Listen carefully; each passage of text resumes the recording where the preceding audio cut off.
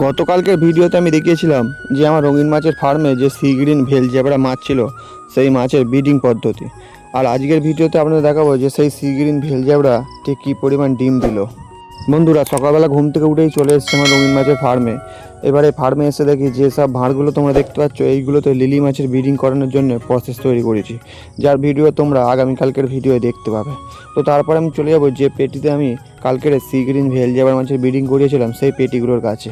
যেহেতু মাছগুলো সব লাফালাফি করছিল সেই জন্য নেট দিয়ে সব ঢাকনা দেওয়া ছিল। এবারে আমার প্রথম কাজ হবে নেটটা হাত দিয়ে আস্তে আস্তে সরানো, নাহলে দেখতে পাওয়া যাবে না যে ভেতরে কী হচ্ছে। তো নেটটা সরিয়ে নেওয়ার পরে এবারে দেখছি সি গ্রিন ভেল জেবরা মাছগুলো সব প্রত্যেকটা পেটির মধ্যে দৌড়দৌড়ি করছে। এবারে মাছগুলো যেহেতু মোটর চালিয়ে ব্রিডিং করানো হয়েছে তাই প্রথমে মোটরের সুইচটা অফ করতে হবে, নাহলে জানতেই পারা যাবে না যে মাছগুলো ডিম দিয়েছে হ্যাঁ কি না। তারপর আমি চলে যাব সোজা ইলেকট্রিকের বোর্ডের কাছে, তার কারণ যে মোটর দুটো চলছে সেই মোটরের জ্যাক দুটো খুলে দিতে হবে, নাহলে তো মোটর দুটো বন্ধ হবে না। তো জ্যাক দুটো খুলে আমি চলে এসেছি সেই পেটি তিনটের কাছে।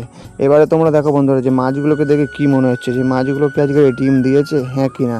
যদি ভিডিওটি এতক্ষণ দেখে থাকেন তাহলে ভিডিওটি শেষ পর্যন্ত দেখার আগেই কমেন্ট করে বলবেন যে মাছগুলো ডিম দিয়েছিল হ্যাঁ কি না। তো যাই হোক, এবারে পেটি থেকে আমি নিয়ে নেবো যে পাথরগুলো দেওয়া ছিল নেটটা ডুবিয়ে রাখার জন্য সেইগুলো, নাহলে মাছগুলো তোলার সময় মাছের ক্ষতি হয়ে যেতে পারে এই পাথরের সাথে ধাক্কা লেগে। তো প্রত্যেকটা পেটি থেকে আমি পাথরগুলো তুলে নিয়েছি। এবারে মাছগুলোকে খুব সাবধানের সাথে আমাকে আবার তুলে নিতে হবে, তার কারণ যেহেতু প্রথমবার আমি সি গ্রিন ভেল জেবরা মাছের ব্রিডিং করাচ্ছি, এখনও 3 থেকে 4 বার এই মাছের ব্রিডিং করানো সম্ভব হবে। তো যাই হোক, এবারে মাছগুলোকে আমি তুলে নেবো, সেই জন্য একটা লাল মগ নিয়ে চলে এসেছি। প্রত্যেকটা পেটি থেকে অল্প অল্প করে জল তুলে নেবো, তার কারণ এই মাছগুলো যেহেতু ফার্মের মধ্যে থাকবে তাই এই জল তুলে অল্পটা নিয়ে তার মধ্যেই মাছগুলো আমি সব তুলে নেবো।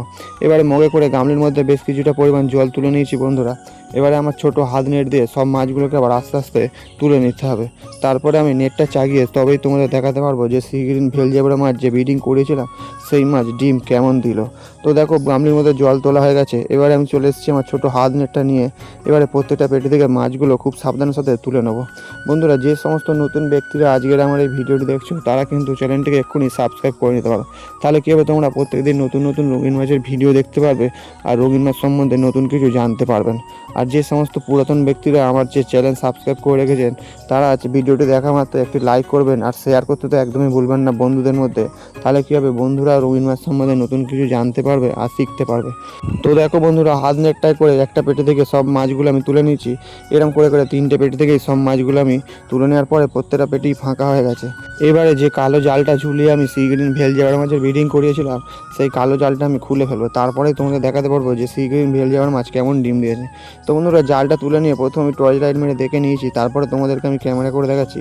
বন্ধুরা, যেহেতু মাছগুলোর বেশি বয়স হয়নি, অল্প দিনে কেঁচো খেয়ে বড়ো হয়ে গেছে, তবুও আমি ব্রিডিং করিয়েছিলাম, তবে মাছগুলো খুব সামান্য পরিমাণ ডিম দিয়েছে, যা কিন্তু ভালোভাবে আমি নিজেই দেখতে পাইনি। তবে আশা করছি এই অল্প ডিমেও কিন্তু বাচ্চা ফুটবে, তার কারণ যেহেতু নতুন মাছ তো তাই বাচ্চা ফোটার সম্ভাবনা খুবই বেশি।